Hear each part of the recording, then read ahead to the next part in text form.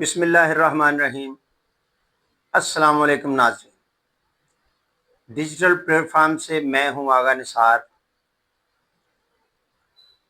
ناظرین، بہت بچپن کی باتیں یاد آتی ہیں اور آج کے اس دور میں جو چیزیں سامنے ہیں، جو مشکلات ہیں، ان کو دیکھتے ہوئے گزرے وقت کا جب موازنہ کرتے ہیں تو بہت پریشانی ہوتی ہے۔ بہت زیادہ انسانیت سوز واقعات جو ہیں ان پہ دل افسردہ ہو جاتا ہے۔ ناظرین، آج سے 50 سال پیچھے چلے جائیں، جب میں خود پرائمری کا طالب علم تھا، تو میں 10 سال کی عمر میں ریڈیو بھی سنتا تھا، ریڈیو کے مختلف پروگرام اور خبریں بھی سنتا تھا۔ میں اخبار بھی پڑھتا تھا اور خود سے بڑی عمر کے لوگوں کے پاس بیٹھ کر ان کی باتیں بھی سنتا تھا۔ اس وقت بھی صحافت ہوتی تھی، سیاست ہوتی تھی اور حکمران بھی تھے۔ گو کہ آپ میں سے کوئی بھی ایسا نہیں ہوگا جس کو اس زمانے کے بارے میں، اس وقت کے بارے میں، اس دور کے بارے میں علم نہیں ہوگا۔ میرے ذہن میں ایک خاکہ موجود ہے اس دور کی صحافت کا، سیاست کا، اور حکمرانوں کا جو طرز عمل تھا، وہ کس طرح حکومت میں آتے تھے اور پھر کس طرح ان کو چلتا کیا جاتا تھا۔ ناظرین، آج جس چیز پہ میں آپ سے بات کرنا چاہتا ہوں اور میرے دل کے اندر بڑا دکھ ہے، ایک گرہ سی پڑی ہوئی ہے کہ جو لوگ بظاہر کہتے ہیں ہم سیاست کرتے ہیں، عبادت کرتے ہیں، ہم صحافت کرتے ہیں، عبادت کرتے ہیں، ہم حکومت کرتے ہیں، عبادت کرتے ہیں، اور اس کو بہت معتبر اور مقدس گردانتے ہیں۔ در حقیقت ایسا کچھ بھی نہیں ہے۔ اپنے سننے والوں کے لیے جو بات میں آج کرنا چاہتا ہوں وہ ہے پاکستانی صحافت۔ بڑا معتبر پیشہ ہے، اس کو مقدس نہیں کہا جا سکتا کیونکہ صحافیوں نے اس کو مقدس رہنے نہیں دیا۔ ہاں، اگر کسی چور، ڈاکو، لٹیرے کے پاس دولت آ جائے، گاڑی، بنگلہ، سٹیٹس، تو وہ بھی معتبر تو ہو ہی جاتا ہے، کیونکہ دولت سے دبدبہ اور ڈیل ڈول آ جاتی ہے۔ اور میرا خیال ہے اسی لیے پاکستان میں سب نے دولت کے پیچھے دوڑ لگائی ہوئی ہے۔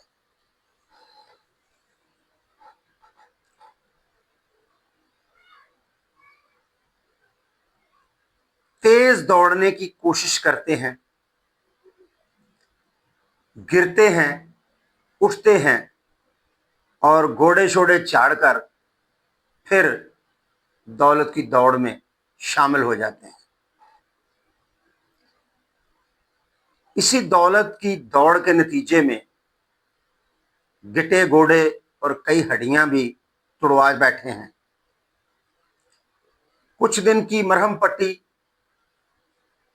کے بعد کچھ نہ کچھ، کہیں نہ کہیں کمپرومائزیشن کے نتیجے میں پھر دوڑ میں شامل ہو جاتے ہیں اور دوسروں سے آگے نکلنے کی کوشش کرتے ہیں۔ اور عجیب و غریب تماشا بنایا ہوا ہے پاکستانی عوام کا۔ صحافیوں نے عوام کو حکومت اور حکومت چلانے والوں کے پیچھے لگایا ہوا ہے، اور حکومت اپنے طریقوں سے عوام کو گمراہ کر رہی ہے۔ کیا ان ارب پتی اہل اقتدار کو اور ان کروڑ پتی ارب پتی صحافیوں کو علم ہے؟ پاکستان میں غریب آدمی جیسے مزدور، ڈرائیور، خانسامہ، مالی، چوکیدار، ریڑی بان، دکاندار، پھل فروش، سبزی فروش کیسے گزارا کرتا ہے؟ بالکل بھی نہیں۔ یہ نہیں سمجھ سکتے جو کروڑوں اربوں میں کھیلتے ہیں اور دولت کی ریل پیل ہے، جن کو یہ نہیں پتا کون سی چیز کلو میں بکتی ہے، کون سی لیٹر میں، اور کون سی درجن میں۔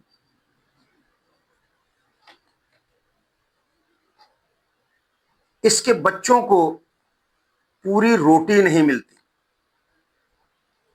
مزدور محنت کش کے بچوں کو پوری روٹی نہیں ملتی۔ مزدور کا بچہ بیماری سے تڑپتا ہے، دوائی نہیں ملتی۔ ویسے یہ کہتے ہیں ہم عوام کے لیے آواز اٹھاتے ہیں، ہمیں غریبوں سے ہمدردی ہے، ہمیں ناانصافی اچھی نہیں لگتی۔ سب جھوٹ ہے۔ غریب کا کوئی پرسان حال نہیں ہے۔ غریب عوام کو ان اہل اقتدار کا گریبان پکڑ کر جھنجھوڑنا ہوگا اپنا حق لینے کے لیے، ورنہ ٹرک کی بتی تو ہے، اس کے پیچھے لگے رہیں۔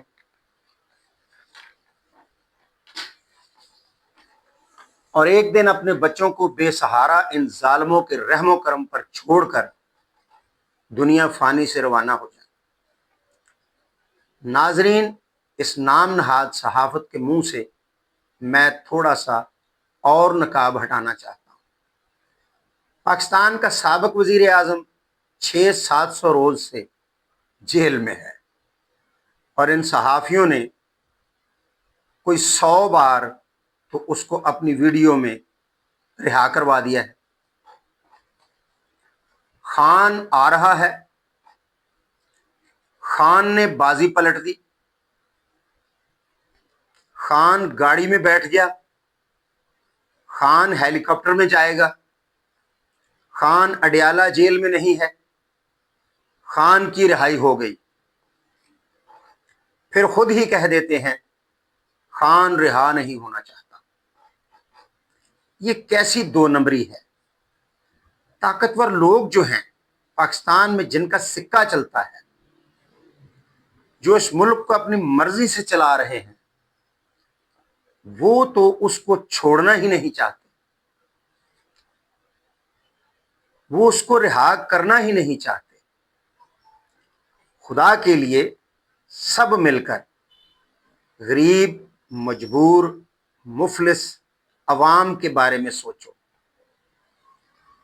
غریب عوام کے ساتھ حکومت سمیت کوئی ادارہ مخلص نہیں ہے، ورنہ 76 سال بعد غریب غریب ہی نہ ہوتا، قرض دار خودکشیاں نہ کرتے، لوگ بھوکے اور لا علاج نہ مرتے۔ صحافت کا لبادہ اوڑے ہوئے یہ جو نام نہاد صحافی ہیں، کوئی کہتا ہے میرے بندے اسٹیبلشمنٹ میں ہیں، وہ مجھے خبریں دیتے ہیں، کوئی کہتا ہے حکومت میں، کوئی کہتا ہے بیوروکریسی میں، کوئی کہیں تو کوئی کہیں۔ ایک ذرا سی خبر کو 6 ویڈیو میں میٹھا پتی ڈال کر استعمال کرتے ہیں۔ یار یہ کون سی صحافت ہے؟ تمام صحافی ایک دوسرے کو جھوٹا، مکار، دغا باز، رشوت خور ثابت کرتا ہے کہتا ہوا نظر آتا ہے، کیچڑ اچھالتا ہے۔ ہم کس پر یقین کریں اور کس پر یقین نہ کریں؟ ہم مجبور ہیں اس لیے کہ یہ دور ظلمت کا دور ہے، جہاں پر آئین اور قانون کو پامال کیا جا رہا ہے۔ تمام ادارے سرنڈر کر چکے ہیں کسی نادیدہ طاقت کے آگے۔ کوئی ادارہ کام نہیں کر رہا۔ ایسے میں ہم اللہ سے دعا گو ہیں، مولا کریم وطن عزیز پہ اپنی خاص رحمتیں نازل فرمائے اور اس غریب مفلس عوام کو ان ظالم حکمرانوں سے اور ان حکمرانوں کو آپریٹ کرنے والوں سے بچائے۔ اس ملک میں ترقی ہو، آئین اور قانون کی پاسداری ہو، غریب کا تشخص بحال ہو سکے، غریب کے پیٹ میں روٹی کا نوالا جا سکے۔ آمین ثم آمین۔ اپنا بہت خیال رکھیے گا۔ اللہ حافظ۔